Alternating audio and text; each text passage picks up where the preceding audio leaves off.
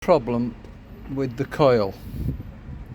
Its situation at the back there, it cops water through that. It's always done that. It's just a design thing. It cops a little bit of spray. The baffle is supposed to stop it, but it doesn't really. So the coil there, gradually the two wires get more and more corroded each time, so I kept having to shorten them and redo the connections. Eventually the coil has given up the ghost while we were off the casquettes, and it's now, when you measure that, it's supposed to be 0.5 of an ohm over the primary, them two wires, 0.5 of an ohm across them. It's gone down to 0, so it's shorted out, so there's no current going through the primary, or a lot of current going through the primary, but it's not actually going through the coil, it's just shorting. That means the high tension circuit gets no thing and the engine just stopped. Now I couldn't get a coil. The earliest I could get a coil was 3 weeks. So what I've done, I've got two motorbike coils. The motorbike coils work very slightly differently to that one. That one has no ground on it.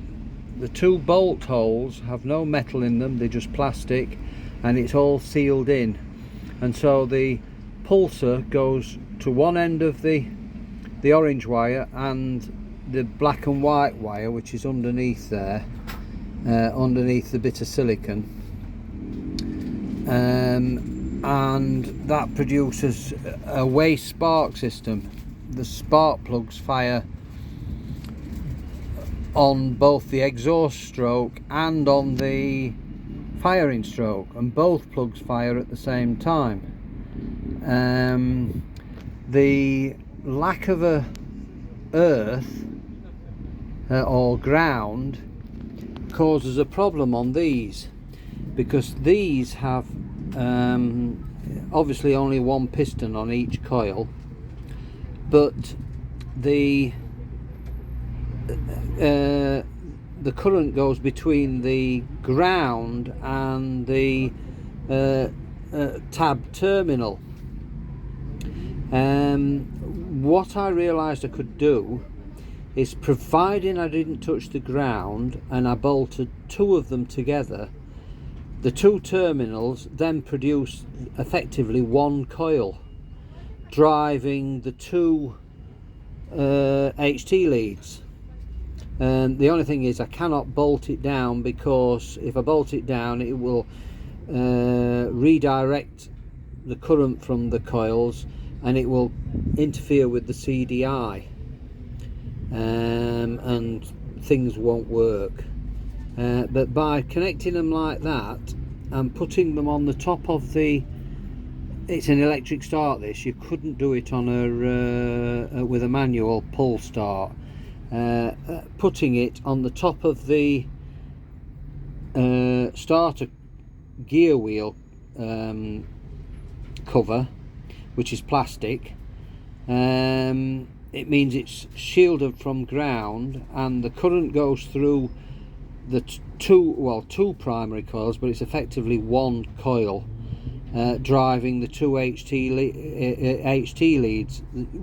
Thus it works. The resistance between the two terminals, with it joined like that, is 1 ohm. This one is they're normally about 0.5 or 0.6 of an ohm, so the actual current going through is less than that one. Which means it's not going to overload the pulsar circuit. But when I tested the sparks with the HT lead with the spark tester, the sparks are still jumping 1/2 inch 5/8 of an inch. So that's what I've done. These two coils were £13 each. That one is 140 quid, and as I say, it's sitting under dripping water when we're motoring heavily, which has caused the corrosion initially, but the coil itself has burnt out now. That works absolutely perfectly, and sitting on top of the engine with the cowl on over, it can't get any water in it now more. It's currently only fastened with three cable ties, so it's quite sturdy there. It doesn't move, but I'm going to stick it on and put a proper fixing on the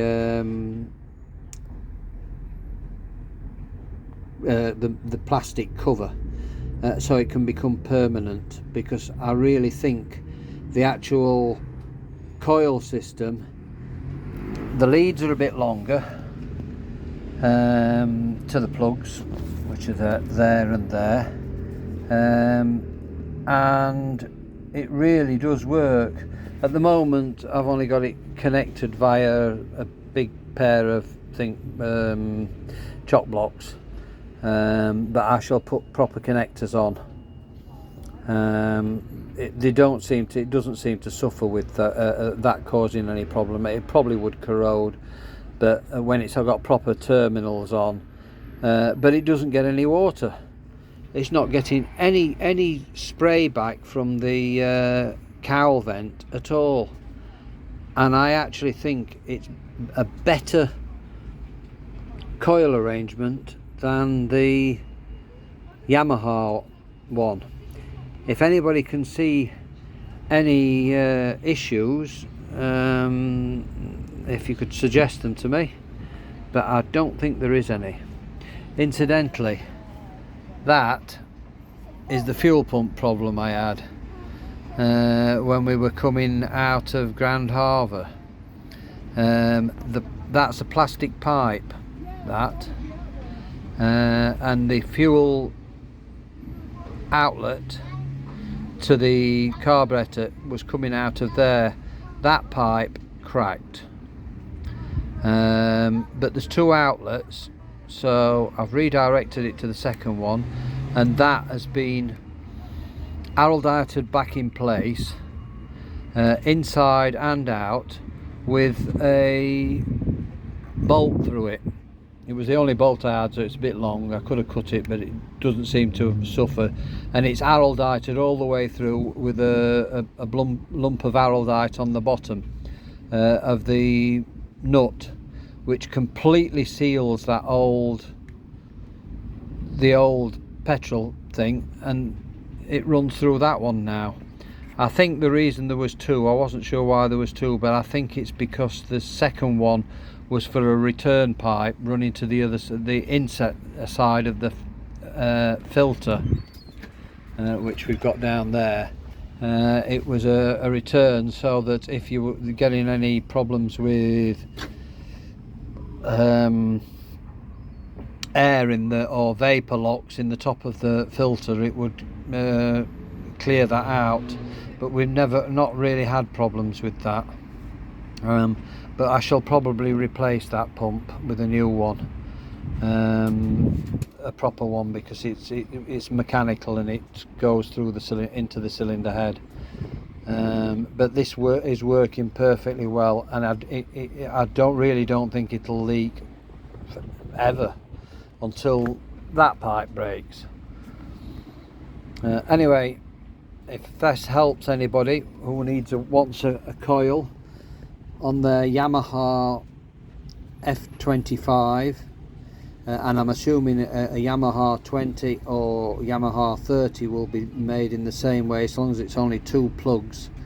I'm sure a 3-cylinder one will have a different arrangement for coils, so you couldn't do it on that, and you couldn't do it Well, you could do it on a pull start one, but you'd have to find somewhere to put them coils where the metal is completely isolated from the chassis. It works there, but when I put a permanent fixture on there, which I will do, I will seal them all up so that there's absolutely no way of it getting to the coil leaking to ground. Okay then, thank you, bye.